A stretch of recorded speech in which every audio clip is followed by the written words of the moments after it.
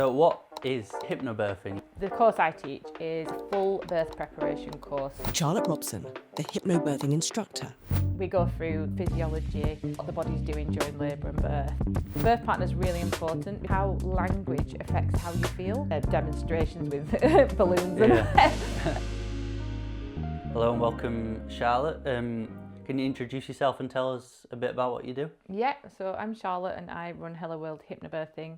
I'm a hypnobirthing teacher, so I help parents-to-be have better birth experiences. So that could be a first-time parent, or it could be someone who has had previous birth trauma who is looking to have a better birth experience with their second or third or however many babies they've had. Yeah.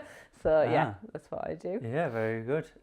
So what is it hypnobirthing? Hypno-birthing, yeah. So it sounds a bit like hypnosis, and there is a little bit of hypnosis involved. But hypnobirthing is, the course I teach is a full birth preparation course. So we go through sort of physiology, what the body's doing during labour and birth, and how to relax during labour and birth, what your birth partner can be doing, all the hypnobirthing techniques, so like breathing, relaxation, visualisation, all those kind of things.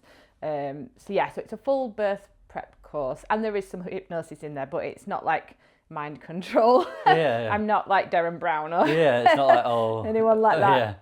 No, so all hypnosis is self-hypnosis. So basically the hypnosis that we use is a deep state of relaxation, and when you're in that state of relaxation, your brain is more open to new messages. So birth is safe, I feel calm, those kind of things. Whereas we know now, like, birth is never put across as the best experience, is it? It's always like compared to as that horrible thing that you have to go through. Exactly. And like, you get a baby at the end, so it's worth it. But actually the process of birth can be like amazing.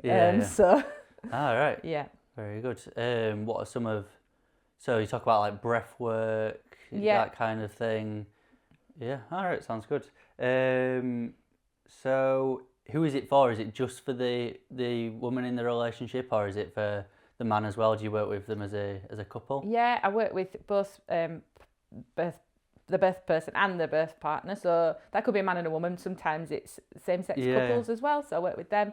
The birth partner is really important because they're like energy and their sort of vibe throughout pregnancy, but especially when you're in labour and giving birth. Like they're your like cheerleader, go-to person. They're your advocate, so they can talk to midwives and doctors and like go through your birth preferences together. So if there are certain things that you do or don't want, like you don't want certain types of pain relief or certain procedures, then your birth partner's there to sort of guide those discussions as well. It's for both parents to be basically. No, it sounds good.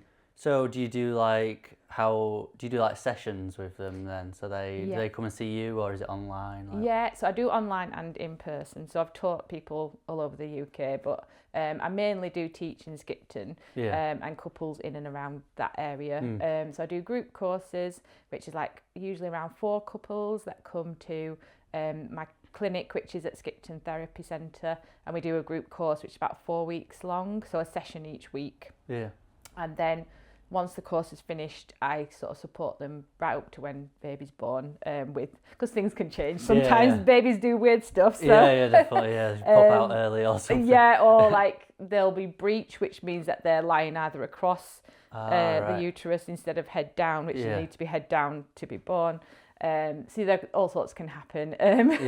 So I kind of support them all the way, and then do private courses. So that's like 1-to-1 with a couple, usually at their house. So if you work like shift patterns or you've got very specific medical conditions, it can be useful to do that type of course because we can really tailor it to your experience basically. All right. So is it like the ones that you do at that therapy centre, are they like group sessions, did you say? Yeah. How do you get like recommended to by like doctors, or is it NHS, or is it you just like pay for some sessions kind of thing? So it's all private, so it's all paid for by the couple. So it's not through the NHS or anything like that. That would be like dreamy. That'd be good. Some big that would contract. be amazing. But no, it's not like that. I sort of run a private business, and they'll come and book and pay for the sessions. Right. So if someone, how long are them sessions about? Usually about 2 hours, Yeah. but I do get talking. Yeah. As I like to talk, Yeah. and I'm very passionate about all the subjects that we talk about. So sometimes it can run over a little bit, but usually like 2 hours a week. And then the idea is that the couples go away and practice some of the things we've talked about. So like the breathing and the affirmations, like listening to the affirmations. And it's all about retraining your brain, basically, to help labour and birth be more comfortable and straightforward. Yeah. Oh, give me an idea of like the structure of one of them sessions. So everyone comes in, do they have a bit of a talk to each other at the start, and then what do you kind of go into? Yeah, so session 1, for example, so everyone will arrive and we usually have a cup of tea and a biscuit. Yeah. If the biscuits have made it that far, sometimes I'm like nibbling on beat the them biscuit. to it, But yeah, so everyone will come in and they'll get to sort of know each other, particularly on the first session, because they've not met each other before. So they'll get to know each other over a brew, then we'll get started. I like to teach through a variety of different teaching methods. So I do some on PowerPoint, but I don't want to PowerPoint you to death. So. Yeah, I don't want it to be like a lecture. Yeah, exactly. Yeah. So things like the physiology and hormones and things, that tends to be sort of PowerPoints or PDFs that I can sort of talk through and show you. And then I do a balloon technique, which sort of shows you how the uterus works during labour. So that's a sort of visual demonstration that I do. So you put a ping pong ball inside a balloon, blow the balloon up, and then you birth the ping pong ball out of the balloon. But it's a really good demo because it shows you how your body works, like how the cervix dilates. And I think a lot of people, like they just think about like the vagina opening basically, but what they don't realise is the cervix is doing all this work in the background. So sometimes you get to hospital in labour and they'll say, oh, you're only 2 centimetres, but your cervix has already travelled a big distance to that point. So actually, like a lot of the work is done. It's just that opening that needs to happen. So yeah, so it's good things like that to teach people about their bodies, because I don't think people really know too much about what's going on. And then in other sessions, so session 3 is usually where we watch birth videos together, and this helps demonstrate like good positions for labour and birth, what the birth partner can be doing, how language affects how you feel. So like we talk a lot about pain in labour and birth, but actually the word pain is really emotive. So if you like fell over and I said, oh my God, how much does it hurt?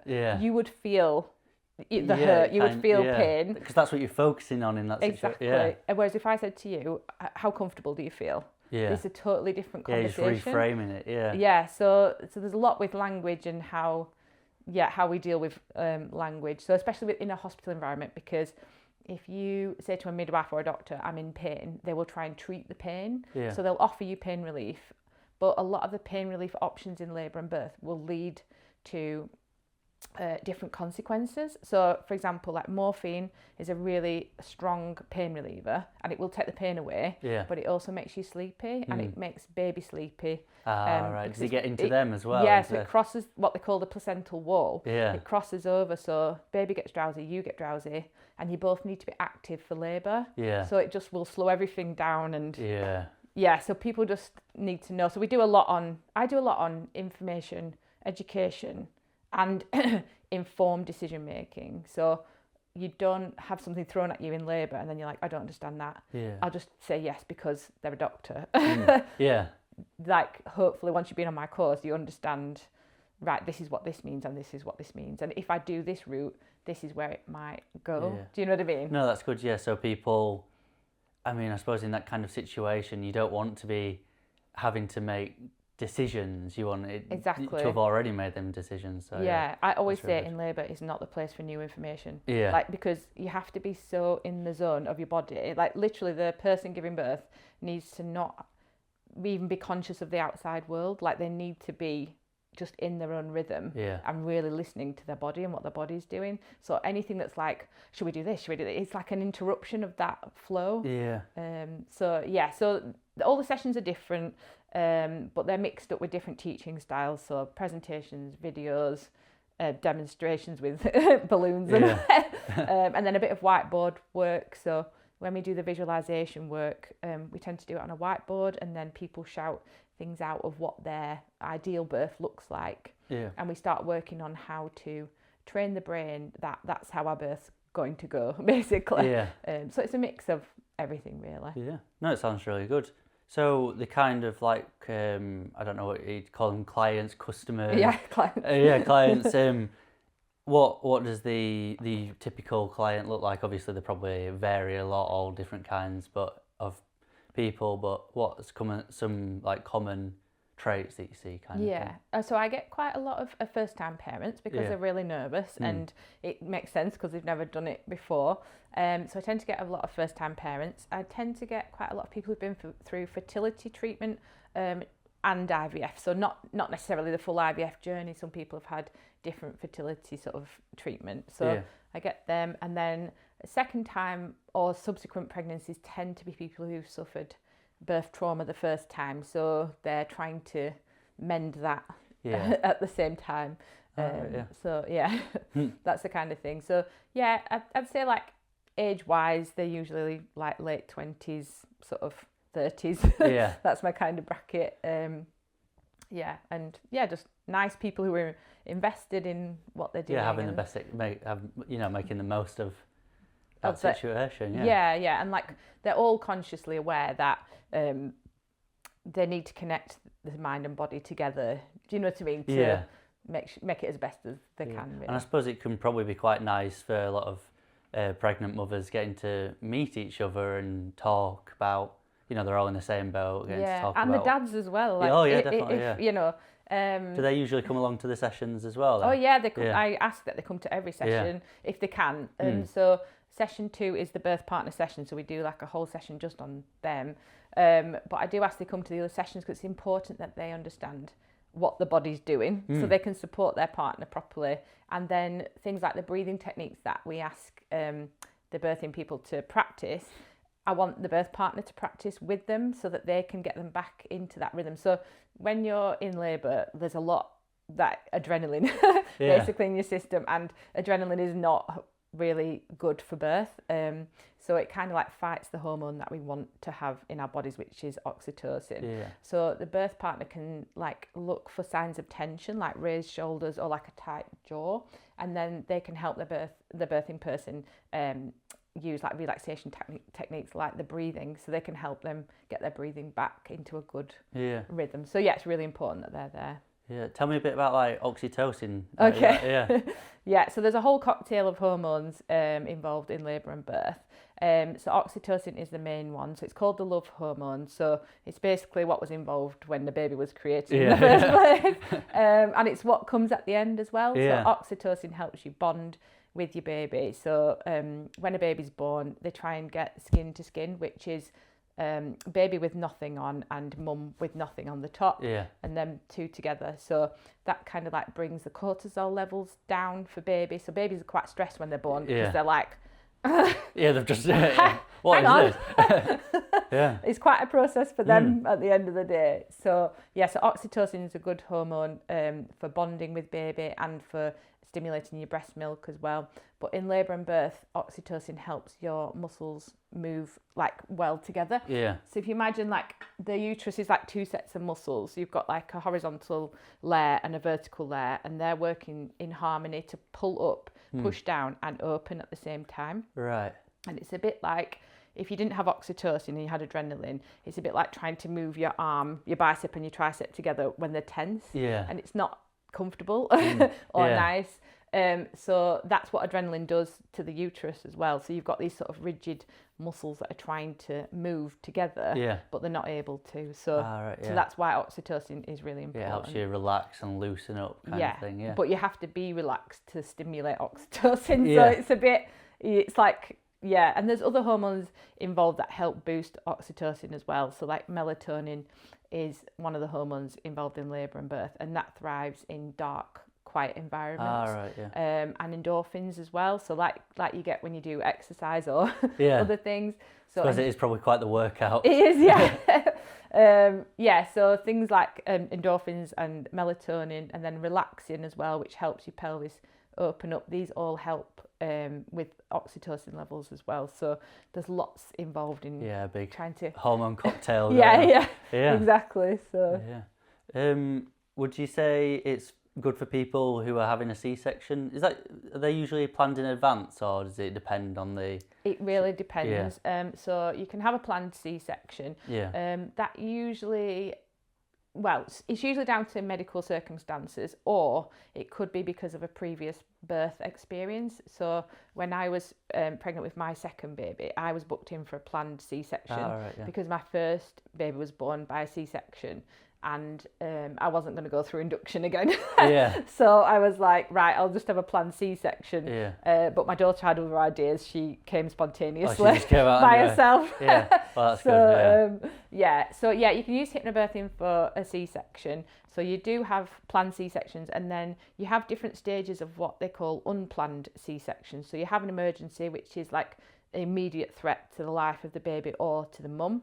So that's like I think they call it category 5. So that's a really high risk situation. Like has to happen like straight away. There's no time to mess about basically. But there are other levels of unplanned cesareans, and it's all down to sort of medical risk with the baby and with the mum. So sometimes there might be a situation where baby's heart rate is fluctuating a little bit, and maybe mum's been in labour for quite a long time, like maybe over a day or a day and a half. So they will suggest an unplanned C-section, but it's not a category 5 high risk. It's like it would be better to go down this route now to sort of make everything the best it can be. But it's not. They can wait a little bit of time to do that kind of procedure as well. But hypnobirthing you can use for C-sections because you can request certain things in the theatre, even in like an emergency situation. Maybe not the one where they have to act really immediately, but in theatre you can request that the lights are dimmed, which helps to stimulate your melatonin, which stimulates oxytocin. You can ask for they kind of put a sheet up between you and baby. You can ask for that to be lowered at the point that they're bringing baby out, so you can see your baby being born. You can ask for delayed cord clamping. So the umbilical cord attaches baby to the placenta. And that's got all the good blood from the placenta running through to the baby. So you can ask for them to wait for that cord to turn white before they cut it, so that the baby's had all the blood from the placenta. You can also have immediate skin to skin as long as the umbilical cord's long enough.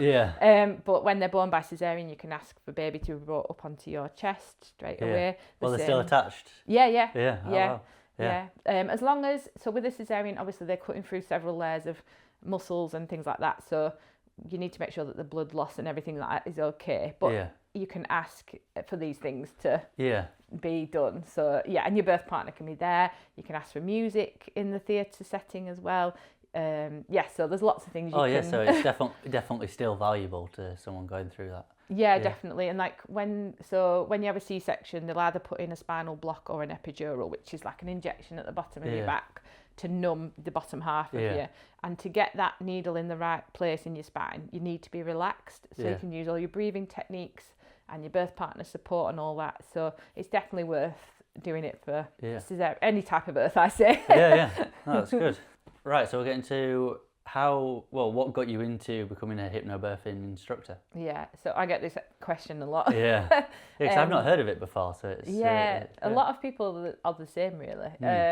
So I used to work in marketing for like big brands. So I used to work for Jaguar, Mercedes, all those kinds of people. So I lived like a really corporate sort of work life and worked a lot of hours and things like that. And then nearly 12 years ago, I had my first baby, my son, and his birth wasn't very straightforward at all. So I was induced with him. He was a back-to-back baby, which means that his spine was against my spine, which is really uncomfortable because the nerve endings are together. So it's the most uncomfortable position, really. And then that pressure ruptured the amniotic sac. So babies live within this sac with water in it. So like the balloon that you were talking about. So they live in there in the waters, and that's how they get all their nutrients and everything like that. So his back next to my back ruptured that. The amniotic sac is what it's called. So it's what they call premature release of waters. So I wasn't in labour. It was this physical the two spines together that had made this the amniotic sac rupture. Yeah. So they're very keen to induce you once your waters are released, because the risk of infection goes up. But what a lot of people don't realise is that the risk of infection goes from 0.5% to 1%. So it's still a really low risk. Yeah. I just got told that my risk of infection doubled, but I never asked what the actual risk number is. Anyway. like. Yeah. So and what's the risk of the infection if it gets infected? Is that really bad, or is it not always even that bad? It can be, yeah. It usually, most times, it just means that when baby's born, they'll need to be treated with antibiotics. Yeah. But obviously, any kind of infection, they want to like try and minimise. But also what people don't understand is that the amniotic fluid in the sac, it doesn't stop coming, so it reproduces itself to decrease the risk of infection. So the amniotic fluid is actually working to sterilise that area anyway. Yeah. So it's kind of, it's something that they use to say, oh, we're going to have to induce you now, but actually it's not. You know, like the reasons behind it. It's kind of given as the only option, where maybe it's not actually the only option. Exactly. And the body has evolved for that kind of situation. Exactly. Like if you think if that situation happened somewhere where we didn't have such good medical like sort of facilities around, then the person would just be left to go into labour as and when it happened. So is it kind of, can it naturally like heal up kind of thing? No. No. So it won't ever go back together. It will just continue to leak. Yeah. So that happened, but I just realised that my waters are gone, so I thought, oh, I'm in labour. So I like went off to the hospital like happy as anything. They were like, oh, you're not really in labour, it's just this has happened. And we're like, oh, okay. So I went for an induction, and so when they induce you or they offer you induction, there are different ways of doing that. So there's a pessary, which is like a tampon with like some sort of gel on it. Yeah. And that's inserted into your vagina. And the whole point of that is to what they call ripen the cervix, which is an awful term. So that's the first type of induction that they might try. And then after that, they'll put you on Syntocin on drip. So if the pessary doesn't work, then put you on the drip. And it all has to be consensual. I think that's another thing people don't realise, is that like you don't have to be induced, and there are other ways to have your baby, like a C-section, for example. If it was really critical and there was something wrong with baby, then that would be the safest way to do it anyway.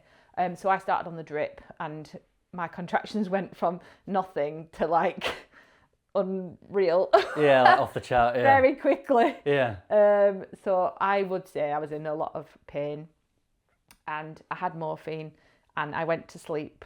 So I was in active labour and I was asleep, and obviously my son was also drowsy.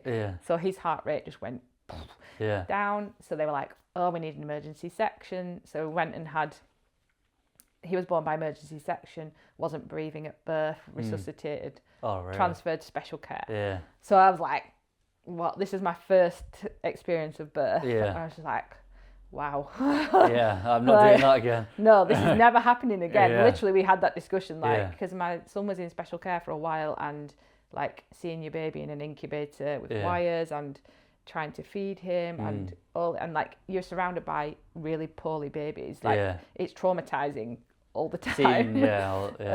So we're like, we're not having any more babies ever. And then a couple of years went past, and I started to feel better, and we got pregnant, and I was like, oh God. Oh, not this again. This needs to be different. Like I'm definitely not being induced, like that is just not happening. And then so Amber, my daughter, who's nearly 9, in 2 weeks she'll be 9. Oh wow. I was on maternity leave, and I went to the library to look for some books about birth, and I found a book on hypno-birthing, and I thought, well, it can't do any harm, can it? Like nothing to lose. Let's see. And I was like 39 weeks pregnant when I started reading this book. And there was just one thing in it that said, your baby is your birth partner. And I'd never thought about the two of us working together for her to be born. And after that, it just totally changed my mindset. And I even wrote that on a Post-it note and like kept it on the fridge. And I used to look at it and think, we're doing this together, me and her. Like anything that you take also goes into them. I didn't think about that until today. Like, wow. So so I had my planned cesarean booked in because I was like, there's not a chance that I'm doing that other Yeah. route again. So that was for the 20th of February. And then on the 18th of February, things started happening. And because I'd never gone into spontaneous labour before, I didn't really know whether it was labour or not. Anyway, it like started progressing, and I thought, I do actually think this is labour. So my husband took my son to my mum's to sleep at Granny's. And then we went into the hospital, and it was unreal, the difference. I was still in the consultant-led area. So in hospitals, you have like, sometimes people will have midwife-led centres, which is like non-medical. So it's run by midwives, and there's like birth balls and pools and mats and things like that.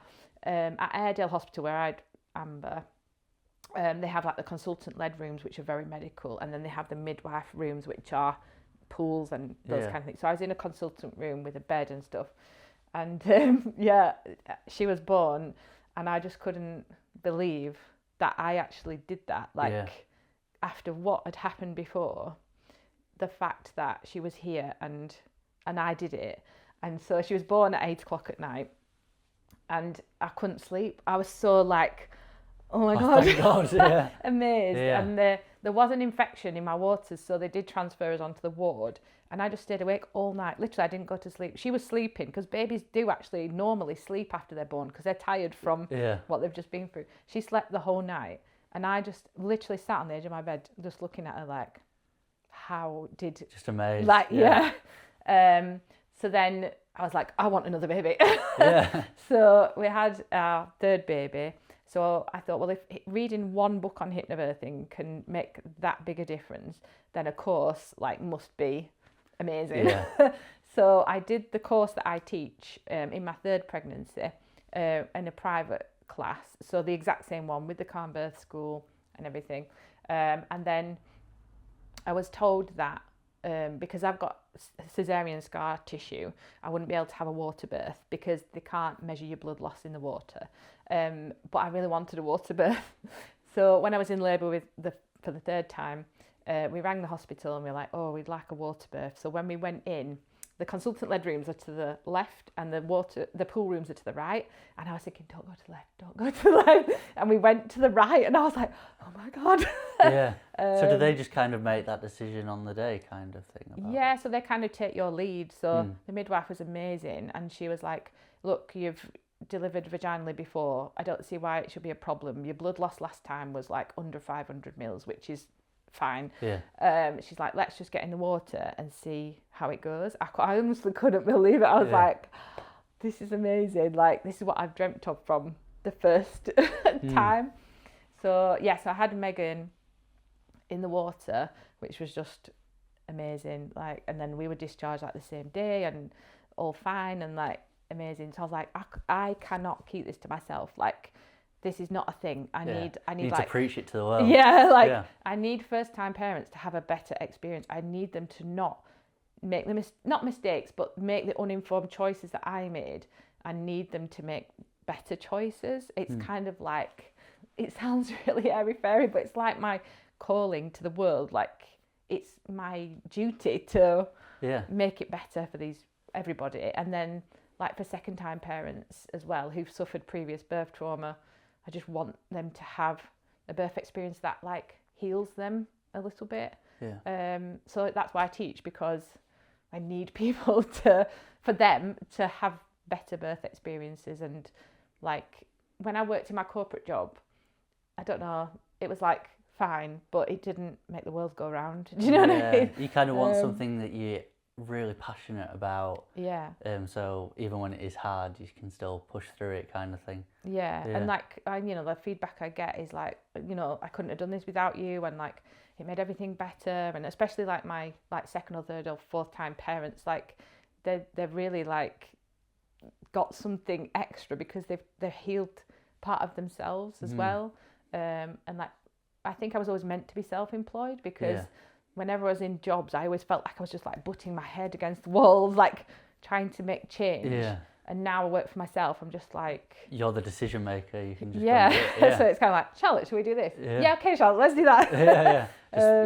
So yeah, I just think I was probably always, like, we talk about like the CEO mindset, I think I've always had that. I just didn't realise it. And then, so now I've got the two things together. I've got this passion to make things different and better for people, mixed with my like personality trait of not working well for other people and actually like needing to be my own boss, basically. So, no, that's really interesting. Sorry, that was a really like long... that's really good. No, I like it. No, it's really good. So, I mean, when you were talking about the water birth thing, I don't really know anything about that. Like, tell me what are some of the advantages and stuff like that. Yeah, so water is brilliant for labour and birth, so it's really relaxing, and that can be anything from like a bath to like using the pressure of a shower head. So if you put the shower on and just put it on the lower back. All right, yeah. Because the lower back, because the pelvis is opening up like this, the lower back can be an area where you do get quite a lot of discomfort. So the water can work really well on just like easing that discomfort. But water births are probably the best way to give birth, in my opinion. So, pardon me, they're quite a big pool. So like a bit like a hard-sided hot tub size. So they're quite big, and they tend to have access all the way around, apart from where the taps are. So your birth partner can be like right next to you, so you don't have to be sort of separate from them. And in fact, the birth partner can get in if they want to. And then the water helps relax you. It also softens sort of like your perineal area. So sometimes in labour and birth, women can sort of tear in that perineal area, so the water helps soften that, so it's less likely that you're going to have any tears or anything like that. And then the water helps you maintain position, so because it's kind of like zero gravity, you can like basically like be on your knees for a longer period of time compared to being on dry land, or you can even like lie back, whereas if you lie back on dry land, baby sort of tips around into the not a great position for birth. But because you're in the water, gravity is not it's not acting in the same way. Yeah, so there's lots of different positions you can do in the water, and because you're not having to use your muscles or your energy to keep in that position, you can focus much more on the actual birth itself. Yeah. So it's really good in the water. Yeah, that sounds interesting. And do they like keep that like the perfect temperature as well, so it's not like a shock for the baby when they come out? Yeah, so it's body temperature. So they'll run it to like 37 degrees, and then they'll try and keep it that way depending on how long you're in there. Sometimes like some midwives can say, you need to be 5 centimetres dilated to get in the water, because the water can slow your labour down a little bit. But I actually think that's a good thing, because sometimes labour can be progressing so fast that you are not keeping up with it mentally. So I think sometimes when you get in the water and it just slows down a bit, it just gives you that breathing space to be like, okay. You can process what's going on. Exactly. Some people just need a bit of a break in labour, and then they're ready for like the end bit, because the birthing phase is really intense. Like your body takes over and you kind of can feel a bit out of control. So I think it's quite good to have that little break to just help you. Compose yourself. If you can. We'll move on to maybe the more like business side of it. Do you know enough about hypno-birthing now? I think, and hopefully the listener does as well. No, I've learned a lot, because I thought I was a bit at the start when we arranged it. I was like, am I the right person to be talking to about this? Like, I'm just like a guy. Like, I don't really know anything. But how you say that you encourage like the guys to come to the sessions and stuff, and actually I have learned a lot that I think would be really valuable. So I've talked to a lot like of men about hypno-birthing, because like it's really important that you understand, and like I think it's important for the men to understand that it doesn't have to be this horrific event either, because I think that makes you anxious, and then you pass it on. So it's like it does need to be like a team effort, and I think the younger you learn about it, the better. Like my kids are like 12, 9 and 6, and they know like body parts, they know how birth happens. And people might think, oh God, a 6-year-old that like knows about vaginas and cervix or whatever. But for me, I just don't ever want them to grow up with that anxiety. Like I want them to be able to mentally block out all the negativity about birth, and actually when they come to have a baby, feel excited about it and not like terrified. Not something that you dread for your whole life. And then hopefully like they'll talk to their friends and be like, oh no, my mum says da da da da da. Preaching the word. So like you know about it now, and you might just say to someone like glibly that like, oh, I was talking to someone about this today, and well, it really was different to what I thought. Yeah. And then that might change their perspective, and that's kind of how I think it works, isn't it? No, it's good if just the word just passes on. Like, yeah, it's like throwing a stone and just watching the ripples kind of just spreads. spread out. Like I was recently on BBC Radio talking about Hypno-Birthing, and like the guy interviewing me was like, oh, I haven't got a clue because like I don't have a baby, I'm not going to have a baby, like me personally. And I was like, well, everybody needs to understand like all this different stuff about it. So, yeah, definitely. Yeah. That's really interesting. I mean, did you, when you quit the marketing stuff, did you kind of phase into this, or did you just quit and just like, I'm going at this full on now? No, because I have responsibilities, so I'm married, kids, mortgage, all these things. So I was like, I can't just like chop it dead. So what I started to do was just take down my office hours and increase my teaching hours. So I started looking for positions that were like 3 days a week, and then my most recent position was working for the West Yorkshire Combined Authority for Tracy Brabin, so West Yorkshire. So I was working there like 3 days a week and then fitting the teaching in around that. And then I think it just got to a point where like the teaching work was just where I wanted to be, and the effect that I was having on people, it was like I wasn't having that effect in my office job. So I just wanted more of that, and so I just got to a point where I was like, this is like my full-time thing. But it was like I did feel like I was stepping off a cliff, literally. Into the unknown. It was like, oh my god, I've had a salary for over 20 years. I've had colleagues for 20 years. Like, it was a big moment. But in the months leading up to it, because I knew what point I was going to do it, and when you work for the government, you have to give 3 months notice. So I had 3 months where I was like, right.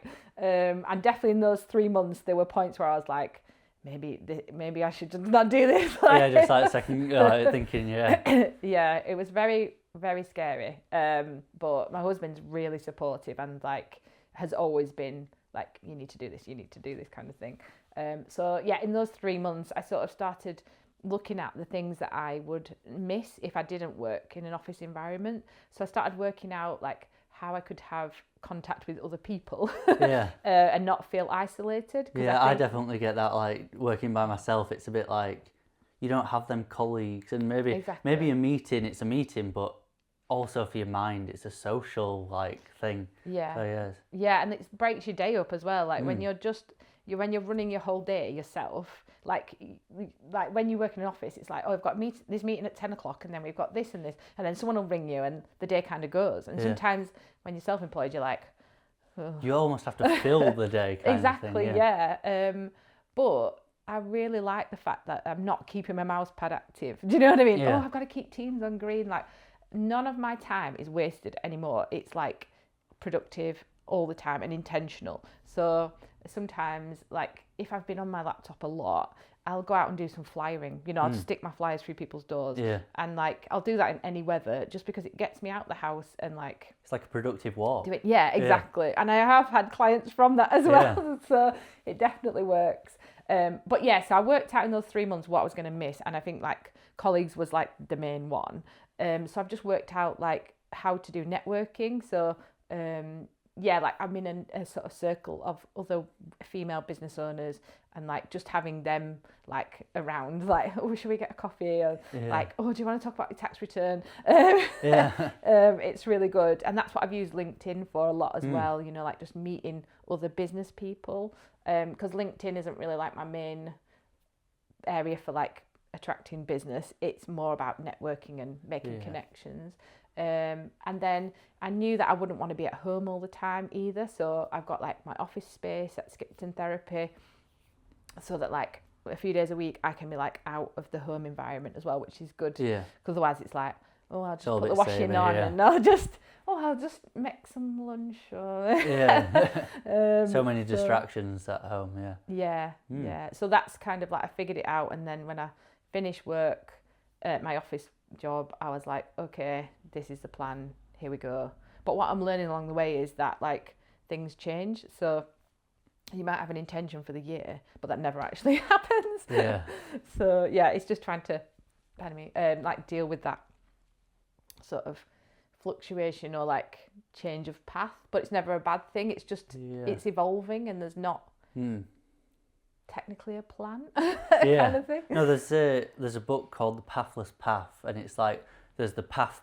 I've not actually read the book, but I've heard about it.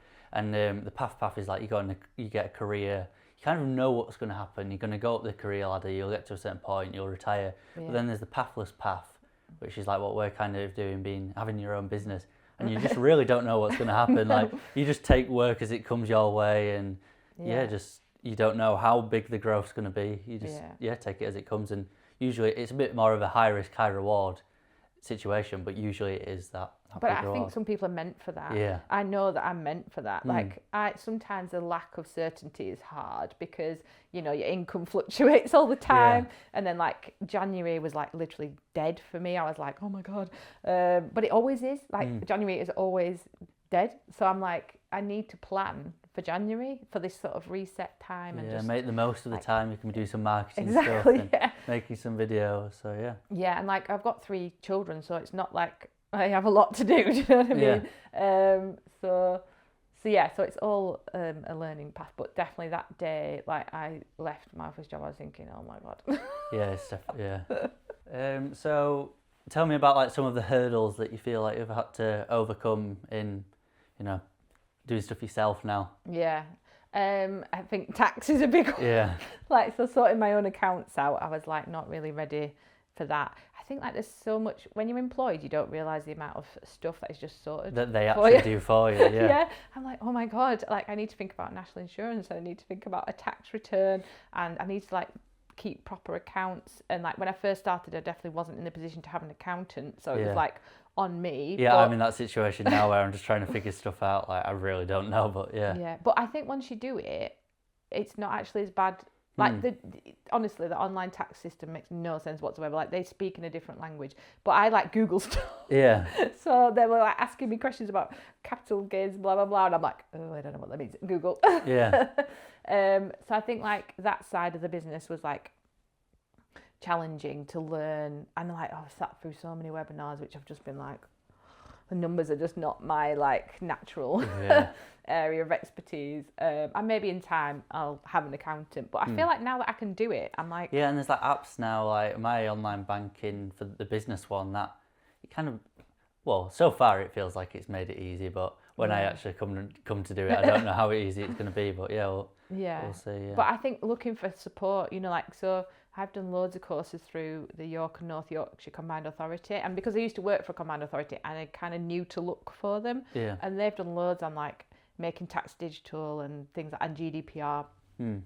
So I think that was one thing which I hadn't really thought a lot about, and I still have the January panic where I'm like, oh my God, it's January. Yeah.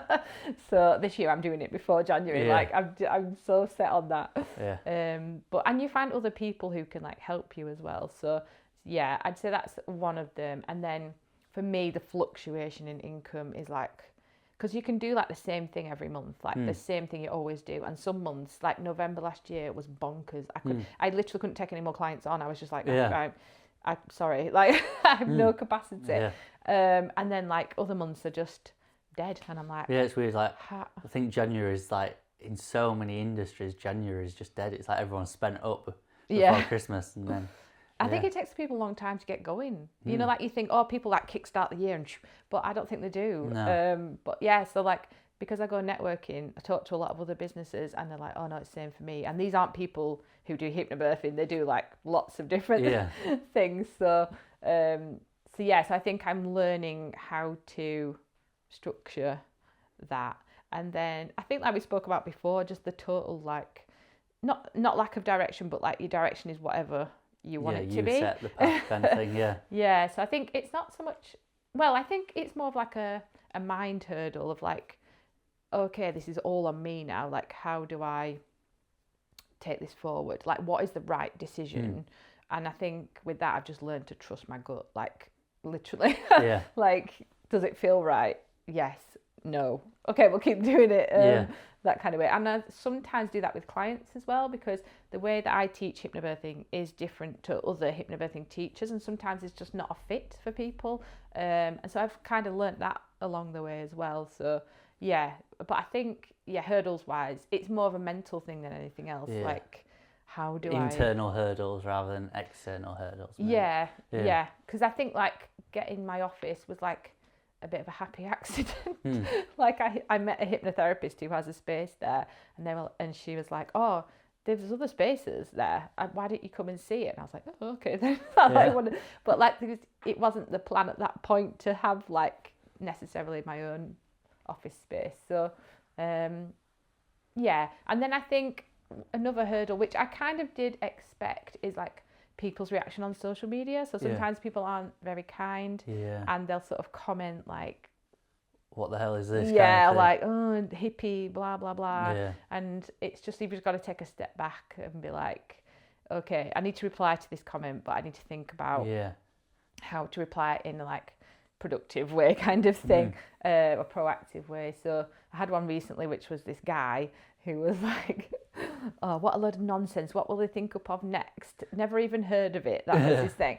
So I just replied and said, lots of people have never heard of hypnobirthing, but if you want to know more, get in touch. I just thought there's no other way there's no point deal with it. Like fighting it with anger. You've almost just got to, like, that could be a potential customer if you, I mean, you probably don't want to work with someone like that, but if like they don't, you know, they're just from a place of like ignorance, like they don't really know what it is. Maybe if they can learn more about what it is, then they'll see the value in it, kind of thing. But yeah, with everything on social media, there's always people who have an issue. Like if something's just not 100, like they just don't agree with something, people just feel the need to say because they're behind the phone. But it's a bit like, just keep your mouth shut kind of thing. I also think people would look at stuff like that and see how I dealt with it, so they're like sort of getting a view into who I am as a person. Yeah, they see that you're actually like rational rather than respond with like rational rather than emotion kind of thing. Yeah. So, but I get quite a few of those. I get quite a lot of proposals on TikTok. Yeah. A lot of people asking me to marry them. I'm like, oh my God, I wasn't quite expecting that. But what, do people get quite a connection to you or something? Well, they view my content, obviously, which is all about birth, and then they're like, they'll send me like screen grabs of my profile picture and they're like, is this you? You're beautiful. Will you marry me? And I'm like, okay. Yeah. Oh, just block and move on. Strange people on social media. Oh my God. Yeah. I mean, what are some surprises in running your own business that you didn't really expect from being in the corporate world? I think I didn't expect to meet so many like-minded people. Like, this is what's like quite sort of empowering about meeting other business owners, is that they do it for a reason. And I think, like, not to say men don't do this, but I feel like women I've met anyway, it comes from a real passion of something they've experienced. So like in the networking circle that I go to, all the women, there is a women's only circle, but when I'm with them, it's like they are doing something to support people going through the menopause, or they're doing to support some people with vitamins or whatever it is. They're doing it from a place where they've felt a lack of something and now they want to make it better. Yeah, I've noticed that with a lot of women business owners, that it comes from maybe, I know it's completely like stereotyping and generalising, but a lot of more male businesses, they're all like, you know, just sales, marketing, you know, maybe just trying to earn some good money. But a lot of the women that own businesses, it's from something from within kind of thing. Yeah, it's like they're trying to make things better over making a profit most of the time. So I think like it always surprises me when I go to that networking circle, because I talk to people and I'm like, oh my God, you're just like me. And I have worked places where I felt like part of a team, you know, like, but most of the time I felt like a square peg in a round hole. Do you know what I mean? Because I'm just like, oh, okay, right, that person's just working here until they retire, and that person's just working here because it's got flexible working hours, and like it's never been a passion about the actual place or thing. Whereas like when you have your own business, like that's what keeps you going. You have to be passionate about it, because on the days when you have like no bookings and the weather's awful, Yeah. and you're really questioning your own self. Like, you have to have your passion, because that's what keeps you going, doesn't it? Yeah, definitely. So I always find that surprising, but I don't know why, because it makes sense that they would sort of share the same passions as I do. And I think I've been quite surprised by my kids' reactions, actually, because they're like, because they're quite young, I think, but they're so proud of what I'm doing. Yeah, and then that's like good.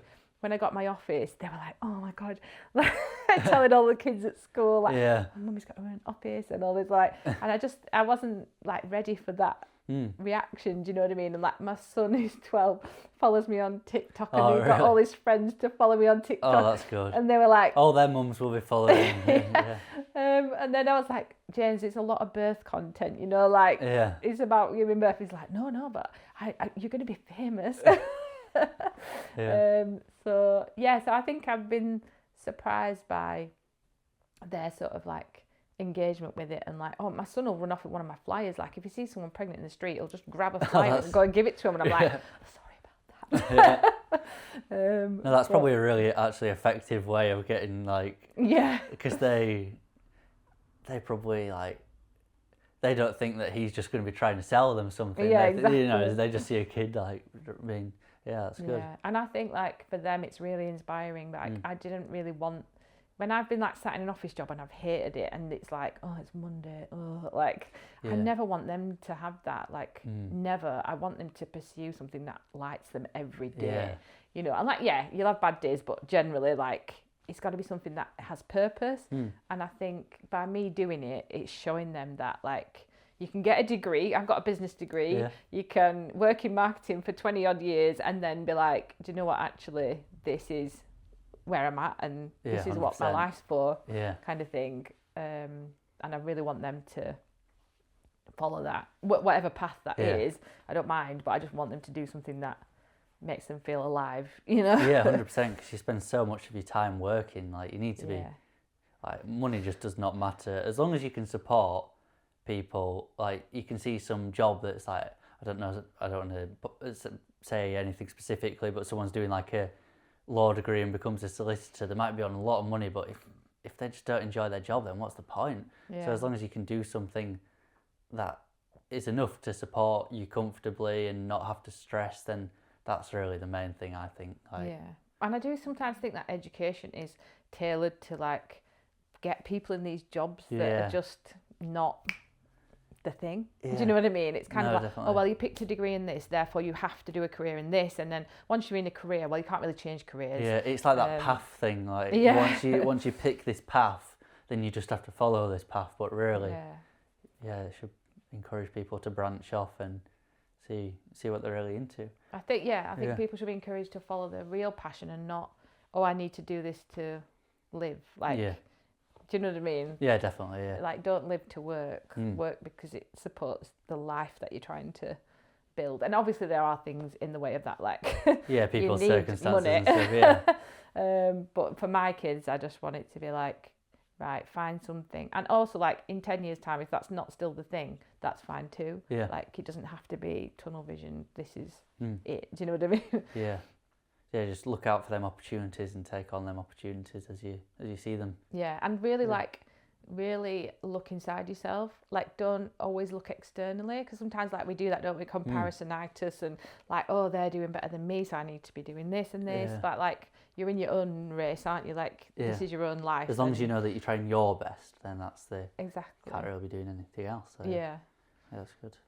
So, what advice would you give to someone else in maybe a similar situation to what you were in, thinking about taking that leap into becoming self-employed and doing something that they're truly passionate about? Yeah, I think make sure you're prepared, like, mostly financially, to like get yourself set off, kind of thing, in terms of like marketing, and like, it depends what it is. If it's a product, obviously you're gonna have to have like a factory and all those kind of things to make it. But like, I would say try and work in a part-time job and then do it as a maybe like phase it in. Exactly. rather Yeah, than like, just jump. I think going from like full time to just like uncertainty would be quite like, feels like a big risk Yeah. to me. But I mean, I guess it suits different people.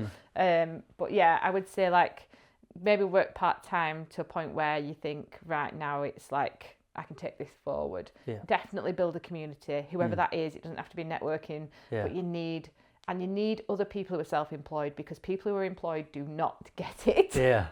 And they never will, and it's fine because they don't have all the things to think about that we have to think about. So having other people who are self-employed is really important, because you can almost guarantee they've been through exactly what you're going through. Yeah. And then you might become that person for somebody else, you know. So like with the sort of business people that I know, some of them started their own business after when I started mine full time. So I've been able to help them, and then I go to people who've been in business longer and they're like, oh my God, how did you deal with this? So you definitely need like a network of people, and it helps if they're local, because then you can just grab a coffee. Yeah. Almost just become like friends rather than, I mean, that's what they are, but friends in the same situation. Yeah. And then I would definitely look at like what either the council or the combined authority that's local to you, look what support they have for businesses, because there's lots of grants and stuff available. I haven't applied for any grants because there's none that's been particularly applicable for me, but I've had loads of training, and I've had like really intensive digital training as well. So I think just keep a lookout for things like that, and then also think about what you're going to miss from having employment to not having employment, and plug those gaps before you end your employment, because that's the best preparation for knowing how you're going forward. And I do think it's good to have a plan of where you see the business going, but I don't know if a timescale is always helpful. I think being more flexible is probably... maybe having like some steps that you're going to follow, like some milestones rather than an exact timeline kind of thing. Yeah, I think like, and also like, because I know like where I'm going as in the future, but I don't know if that future is in a year or 5 years, and I think that's okay. I think when I first started, like some people I talked to were like, what's your 5-year plan? And I was like, oh my God. I don't know what my 5-year plan is. Come back in 5 years. And I do think that when you're self-employed, just opportunities just like ping at you, and you're like, oh yeah, and you can say yes to whatever you want to say yes to, whereas when you're employed it's more structured and less flexible. So yeah, and I would spend a bit of time on like mindset, so like who you are as a CEO and what money means to you, because a self-employed mindset or CEO mindset is totally different to when you're employed. So so that would be my advice, I think. No, that's really, really valuable. I mean, we've been talking for quite a while, so we can probably come up to some of the closing points. Okay. So do you think that there's anything that we haven't talked about today that you think we should have talked about? Well, I can give you a full Hypno-Birthing course if you want. Come back for part 2. No, I don't think so. I think like we've covered quite a lot, haven't we? No, it's good. You know a lot about women's physiology. I do know, So and I think everyone's self-employed journey is their own. You know, like there's not a one size fits all, and probably like that suits me because birth is unique to the person and to that baby. So even when you have more than one baby, the birth experiences won't be the same. And I think like being self-employed is the same. So like my experience of being self-employed is not the same as other people's. So it's kind of like you have similarities, but your own journey is your own kind of thing. Do you know what I mean? Yeah, definitely. So yeah. No, that's valuable. So I'm going to be having a tradition on this podcast where I want there to be one, like the main actionable step that people who have listened can like take away and implement, or something that people should just remember from this, like the main thing. So is there anything in particular? I mean, it's hard, we've talked about so much, but a key takeaway kind of thing. If people have listened to this, I would like everybody to go and look at what Hypno-Birthing is and then pass that on to somebody. So like, even if you're 75 Yeah. and you're definitely not having any kids anymore, and maybe even your children have finished having their kids, please like just read up about hypnobirthing and pass it on to someone who would find it useful, because I think like pretty much everybody knows somebody who is in the family situation. But yeah, read up about it, learn about it, and pass on that knowledge to other people, and let's try and create a future for my kids or our kids that means birth doesn't have to be terrifying, and it doesn't have to be like an awful experience. In fact, it can be the best experience of your whole life. So yeah, I think that's the one thing, like I just want more people to know about hypnobirthing, and it doesn't matter who you are, what stage of life you're at, I feel like you can have like an influence on that. Yeah, no, definitely. So I mean, to that camera, where can people find you and your stuff and get involved? Yeah, so my business is Hello World Hypno-Birthing. I'm on every social channel you can think of. So yeah, I'm on TikTok at Hello World Hypno-Birthing, on Instagram with the same handle. On Facebook, you'll find me Hello World Hypno-Birthing as well, and I'm on LinkedIn as Charlotte Robson, and my website is www.helloworldhypnobirthing.co.uk. So yeah, you can get in touch through there. There's contact forms, there's immediate booking forms if you're at that stage. So yeah, that's how to find me. Or come along to Skipton Therapy and Wellness, and you'll find me there as well. Yeah, great. Well, thank you very much.